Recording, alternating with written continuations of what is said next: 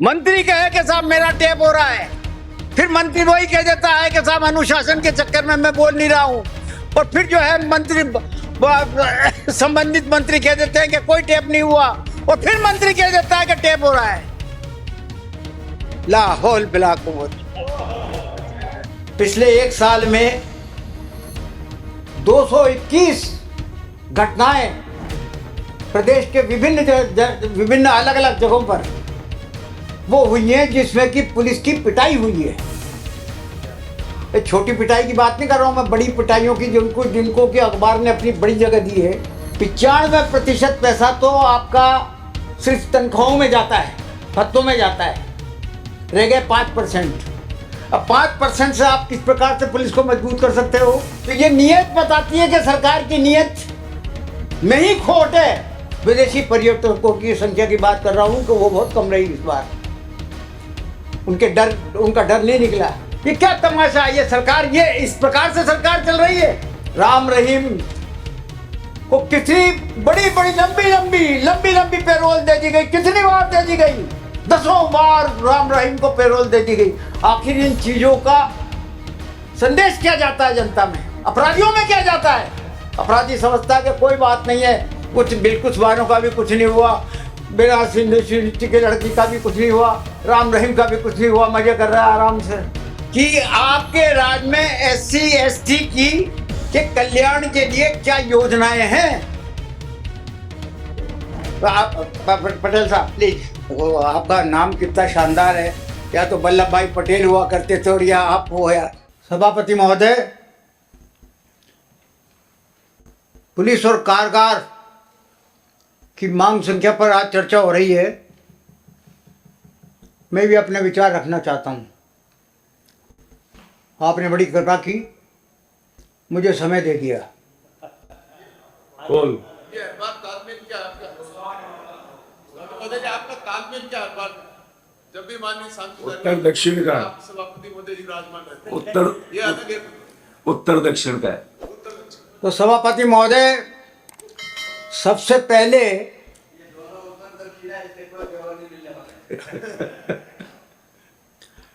पहले तो हमें जनता को ये विश्वास दिलाना होगा कि हम सामूहिक रूप से अपराध को और अपराधी को समाप्त करने के लिए प्रयत्न करते रहेंगे और गंभीर प्रयत्न करेंगे। पुलिस का इकबाल किस प्रकार से कायम हो सकता है, ये सरकार में बैठे हुए लोगों के ऊपर निर्भर करता है कि उनकी नीयत क्या है, वो क्या चाहते हैं और वो किस तरीके का काम अपने अफसरों से करवाना चाहते हैं। पिछले एक साल में 221 घटनाएं प्रदेश के विभिन्न अलग अलग जगहों पर वो हुई हैं जिसमें कि पुलिस की पिटाई हुई है। एक छोटी पिटाई की बात नहीं कर रहा हूं मैं, बड़ी पिटाइयों की जिनको कि अखबार ने अपनी बड़ी जगह दी है। वो ऐसी घटनाएं 221 हो चुकी राजस्थान में एक ही साल के अंदर। क्योंकि इसी के साथ, क्योंकि पुलिस को स्ट्रेंथ करने का काम जब तक सरकार द्वारा नहीं किया जाएगा, तब तक इस प्रकार की घटनाएं लगातार होती रहेंगी। सरकार ने पिछले बजट में 10,562 करोड़ रुपया का प्रावधान किया पुलिस के लिए, और इस बार 500 करोड़ रुपए घटा दिए। 10,094 करोड़ रुपए दिए, सीधे 500 करोड़ रुपया कम कर दिए। 95% पैसा तो आपका सिर्फ तनख्वाहों में जाता है, भत्तों में जाता है, रह गए 5%। अब 5% से आप किस प्रकार से पुलिस को मजबूत कर सकते हो? तो ये नीयत बताती है कि सरकार की नीयत में ही खोट है। सरकार नहीं चाहती कि पुलिस मजबूत हो और पुलिस का इकबाल कायम हो। धीरे धीरे जो सभ्यता का विकास होता गया, कोई सा ही कालखंड हो, रहा हो, अपराध और अपराधी हमेशा समाज से जुड़े हुए रहते हैं, हमेशा। कोई भी सरकार चाहे आपकी बने चाहे हमारी बने, चुनाव के पहले बड़ी बड़ी बड़ी बातें किया करते हैं, बड़ी बड़ी बातें करते हैं सभी लोग, करना पड़ता है, जनता वही सुनना चाहती है। लेकिन सरकार में बैठने के बाद हो क्या जाता है? हाँ, अभी बाकी जो रह गया वो मैं आपसे पूछ लूंगा। या पहले बता दो आप, वो बाद में बता देंगे। आपको ज्यादा जानकारी है। सवाल यही है कि अपराध पर अंकुश लगाने का सत्ता का नजरिया क्या है? जिस प्रकार से अपराधी राजस्थान में, अपराधी और अपराध बेखौफ चल रहे, मैं ये समझता हूं कि ये निश्चित तौर पर एक चिंता का विषय है। ये राजस्थान की खूबसूरती है कि राजस्थान के इतिहास, राजस्थान के आगोश में इतिहास छुपा हुआ है। यहाँ की धरोहर, यहाँ की विरासत देखने के लिए विदेशों से जो पर्यटक आते हैं हिंदुस्तान, उसमें से कम भी 4 या 5 में से एक आदमी जरूर जयपुर राजस्थान आता है। लेकिन उनके मन में डर है, डर का वातावरण है, क्योंकि अभी 1-2 साल के अंदर अंदर जो घटनाएं यहां पर हुई है फॉरेनर्स के साथ, उसके वजह से उनका डर। बीच में नहीं बोले भाई। क्या हो गया साहब? बोलो साहब। आप पटेल साहब, आप बोले साहब।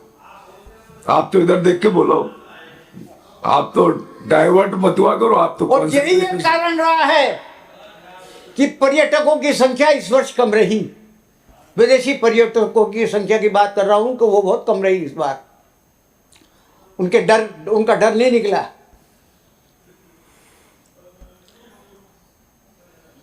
टेलीग्राफ एक्ट बना हुआ है, वो टेलीग्राफ एक्ट की क्या धज्जियां उड़ाई हैं आप लोगों ने। आप और या आपके पीछे वाले हो, कोई हो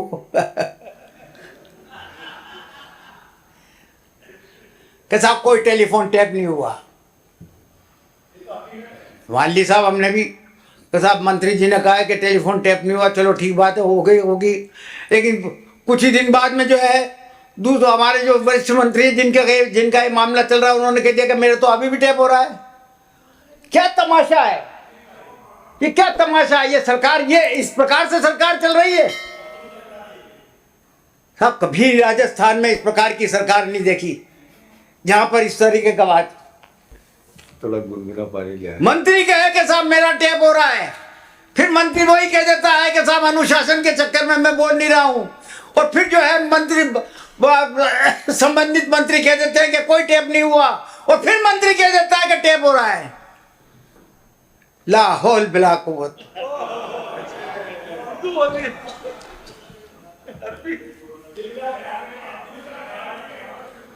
इसका मतलब होता है कि बोला ना, आप पे नाना तो इसका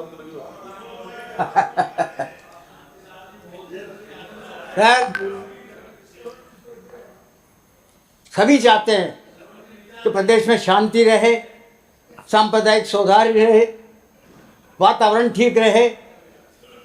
लेकिन ताज्जुब की बात है, ये देखने को मिला कि जितनी भी घटनाएं सार्वजनिक, ये सांप्रदायिक घटनाएं हुई, कुछ नहीं हुआ उसमें, सिर्फ एक में चालान पेश हुआ है, सिर्फ एक में चालान पेश हुआ है। अरे करो, चाहे ये हो चाहे वो हो, जिसने गलती की है उसके खिलाफ चालान पेश करने में दिक्कत क्या है?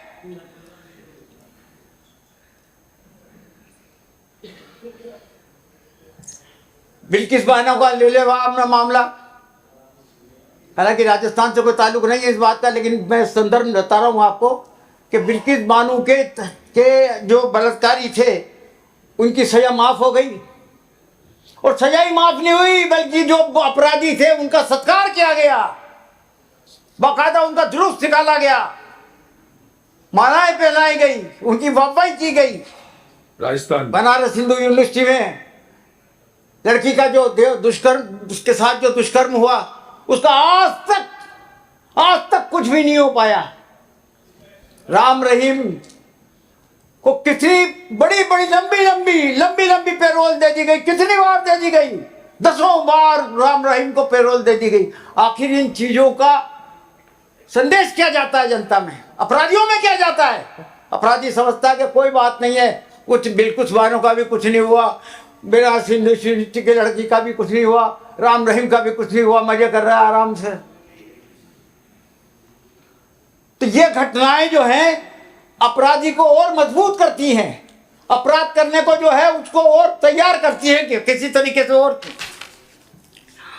आज भी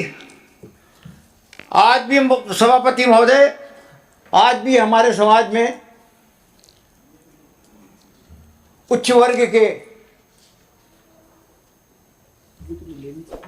दबंग लोग, 30 मिनट कर दो। दबंग लोगों को अनुसूचित जाति और जनजाति के प्रति उनकी घृणा कम नहीं हुई है।